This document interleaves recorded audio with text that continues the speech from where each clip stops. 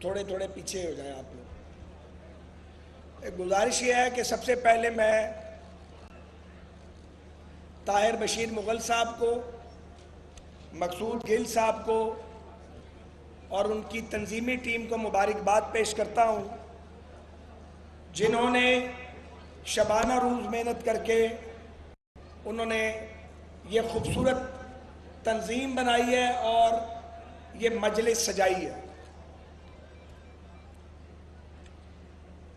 انہوں نے انڈیپینڈنٹلی کام کیا، ایم این اے، ایم پی اے یا کونسلر صاحبان کی مداخلت کے بغیر کیا، اور یہ ایک ماڈل آرگنائزیشن بنی ہے جس میں کنسنسس ہے، اتفاق رائے ہے. اتفاق رائے سے یہ تنظیم بنی ہے. اتفاق رائے کے بغیر اسمبلی کا ایک حلقہ نہیں چلتا، اور بعض لوگ کہتے ہیں کہ اس کے بغیر ملک چلائیں گے. میں بنیادی طور پہ میری یہ جو گفتگو ہے آج، اس کے 2-3 حصے ہیں. میں کوشش کروں گا کہ اس کو زیادہ لمبا نہ کروں، لیکن کچھ وقت لگے گا. بطور جماعت کے عہدیدار کے یہ آپ کی ذمہ داری ہے. صرف یہ ذمہ داری نہیں ہے کہ آپ جماعت کے لیے ووٹ مانگتے رہیں. آپ کی ذمہ داری یہ ہے کہ آپ ایک عام آدمی کے مسئلے کے ساتھ اپنے آپ کو لنک کریں. گلیوں کے مسائل، گلیوں میں مشکلات لوگوں کی، جو برائیاں ہیں ان کے خلاف کھڑے ہونے کی بات، خواتین کے، خاص طور پہ خواتین کے تحفظ کی بات، لوگوں کو مقامی غنڈہ گردی سے نجات دلانے کی بات، لوگوں کو ان کی گلی میں، ان کے گھر میں انصاف کا کام. یہ سارا کام ایک سیاسی کارکن کا کام ہے، کیونکہ آپ تنہا نہیں ہوتے. آپ کے ساتھ پوری جماعت کی طاقت ہوتی ہے. آپ کے ساتھ آپ کے منتخب ممبران ہوتے ہیں، وہ کونسلرز ہوں، وہ اراکین صوبائی اسمبلی ہوں، وہ اراکین قومی اسمبلی ہوں. ہم لوگ حکومتوں میں ہوں یا حکومتوں میں نہ ہوں، لیکن ہماری ایک سے ہے، ہماری ایک آواز ہے. اس آواز کو عام آدمی کے حق میں استعمال کرنا ہے. اس آواز کو، اس طاقت کو، اس اتحاد کو ایک کامن مین کے لیے استعمال کرنا ہے. بہت مسائل ہیں گلیوں میں، بہت مشکلات ہیں عام آدمی کی زندگی میں. بنیادی بات یہ ہے کہ ان 75-76 سالوں میں ریاست ایک عام آدمی کو انصاف نہیں دے سکی. کوئی شعبہ آپ اٹھا کے دیکھ لیں، انصاف کا بول بالا نہیں ہے. تو پھر یہ سیاسی کارکن کی ذمہ داری ہے، یہ جماعتی عہدیداروں کی ذمہ داری ہے کہ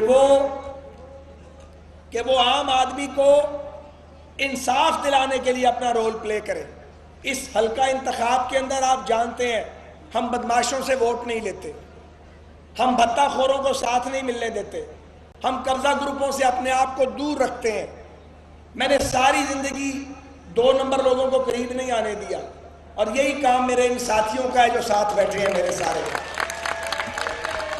آپ گواہ ہیں کہ جب کبھی بھی ہم حکومت میں آتے ہیں، ہم انفرادی فائدے کی بات نہیں کرتے، ہم اجتماعی فائدے کی بات کرتے ہیں، ہم اداروں کو ٹھیک کرنے کی بات کرتے ہیں.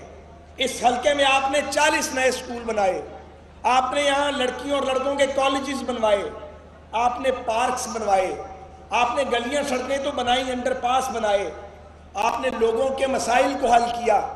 یہی وجہ ہے کہ میں تو ایک عام سیاسی کارکن ہوں.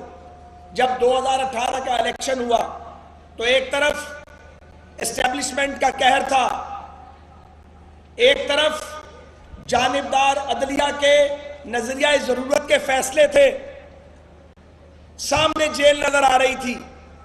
میرے مد مقابل جناب عمران خان، ان کو پروجیکٹ عمران کے تحت بادشاہ بنایا جا رہا تھا، مجھے جیل بھیجا جا رہا تھا، میرے بھائی کو جیل بھیجا جا رہا تھا. لیکن آپ نے، اس حلقے کے لوگوں نے سیاسی شعور کا مظاہرہ کیا، اور آپ نے اقتدار کو اور چڑھتے سورج کو سلام نہیں کیا. اور تمام تر سازشوں کے باوجود اس حلقے کے اندر آپ نے مجھے کامیاب کیا. اصل میں کامیاب نہیں تھا، اصل میں آئین، انصاف، قانون اور جمہور کی حکمرانی کا آپ نے ساتھ دیا.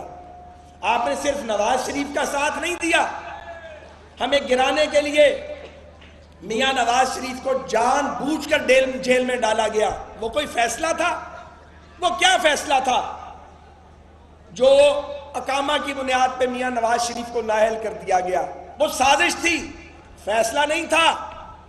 ایسے فیصلے اس ملک کی تاریخ میں جسٹس منیر سے شروع ہوئے، ختم نہیں ہوئے۔ ان کی بدرو مسلسل سفر کر رہی ہے، اس بدرو کی تدفین ضروری ہے۔ اس کے بعد اس ملک میں ایک تماشا لگایا گیا ہے، جب ایکسٹینشن کا ٹائم آتا ہے، 22 کروڑ کا نیوکلیئر سٹیٹ یہ ملک ہے، اس کو آپ داؤ پہ لگا دیتے ہیں، پھر دھرنے کروائے جاتے ہیں، منتخب حکومت کو گرانے کی کوشش کی جاتی ہے۔ یہ اس ملک میں بار بار ہوا ہے۔ یہ جو آج ہو گیا ہے، اس کا ذمہ دار عمران تو ہے ہی ہے، پر وہ اکیلا نہیں ہے۔ اس کا ذمہ دار ثاقب نثار تو ہے، اکیلا نہیں ہے۔ ان کے بعد آنے والے چیف جسٹس بھی ہیں، فوج کے جرنیل بھی ہیں جو ریٹائرڈ ہو گئے ہیں، لیکن وہ بھی اکیلے نہیں ہیں۔ یہ زیادتی کا تسلسل ہے۔ آزادی ملی، پاکستانیوں کو آزادی ملی، کاغذوں میں آزادی ملی ہے۔ یہ آزادی ہے؟ آزادی نہیں دی گئی۔ یہ جو آج عام آدمی بھوکا مر رہا ہے، یہ جو روز پرائس بڑھ جاتی ہے، یہ تباہی کے تابوت میں جو کیل ٹھونکے گئے ہیں، عمران خان کا پروجیکٹ آخری کیل تھا۔ یہ نہیں ہو سکتا کہ ہم سچ بولنے سے باز آ جائیں۔ اگر سچ نہیں بولنا پھر یہ کام نہیں کریں گے، پھر گھر چلے جائیں گے۔ حکومتیں آتی جاتی رہتی ہیں۔ حکومتیں کیا ہوتی ہیں؟ کبھی آپ جیل میں، کبھی آپ سڑک پہ، کبھی آپ حکومت میں، پر کوئی حکومت کرنے تو دے، کوئی چلنے تو دے۔ چلنے نہیں دیا جاتا۔ پھر کہتے ہیں جی 40 سال سیاستدان اقتدار میں رہے ہیں۔ کون سے 40 سال گنے؟ ایوب خان وہ جمہوریت کے ادوار نہیں تھے، یحییٰ خان، ضیاء الحق، پرویز مشرف، اور وہاں بھی بریک نہیں لگی۔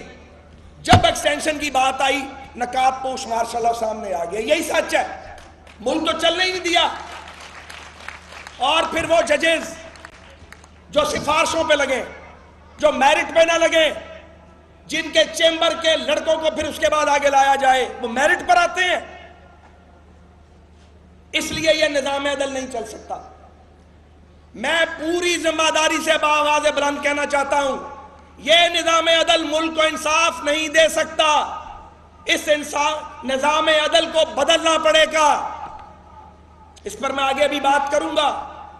اسی طرح کوئی ادارہ اگر آئین سے بالا تر ہوگا تو پھر ملک نہیں چل سکتا۔ آئین کو بالا تر کرنا ہوگا، آئین بالا تر نہیں ہو سکا۔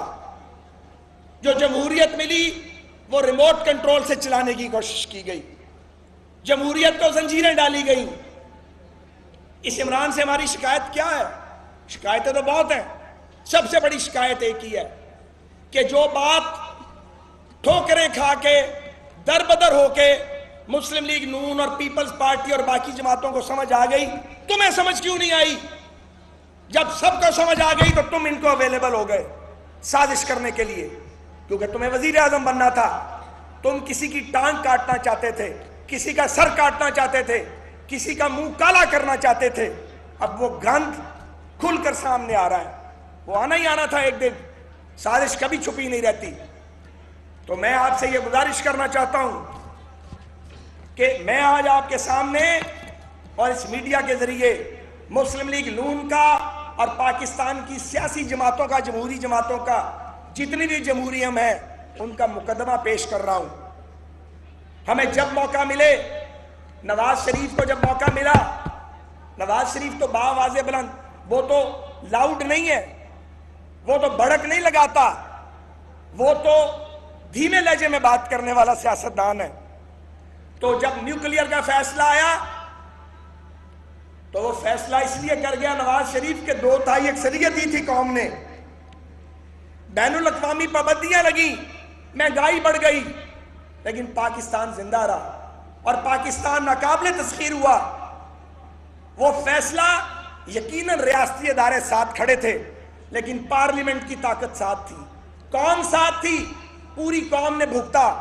لیکن پاکستان کا جو دشمن 5 گنا بڑا دشمن ہمارے سامنے کھڑا ہے، اس کا راستہ رک گیا۔ پاکستان کو دیکھیں، یہ موبائل فون، ان کی ٹیکنالوجی کون لایا؟ نواز شریف لایا۔ آپٹک فائبر کون لایا؟ نواز شریف کی منتخب حکومت لے کے آئی۔ یہ جتنے ایئرپورٹس ہیں پاکستان میں، یہ سارے کے سارے پی ایم ایل این کے دور میں بنے۔